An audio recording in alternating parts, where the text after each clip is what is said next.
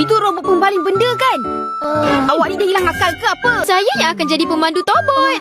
Dolly, Apa? saya belum cakap apa-apa pun. Awak memang nak cakap. Jadi jangan mulakan.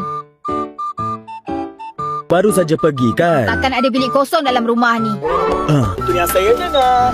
Awak ni kelakar lah. Kenapa awak selalu kata itu yang saya dengar, itu yang saya dengar?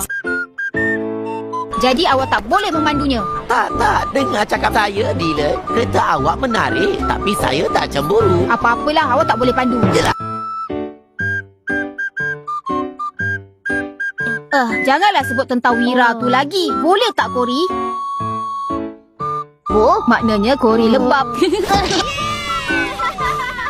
Awak dengar tak apa yang awak cakap? Saya tak suka nada awak tu. Taklah. Hey Dylan, awak pun nak tengok kan? Tak nak. Wow, gila. Kita kena cari lensa tu, berlatih, letih. Gila.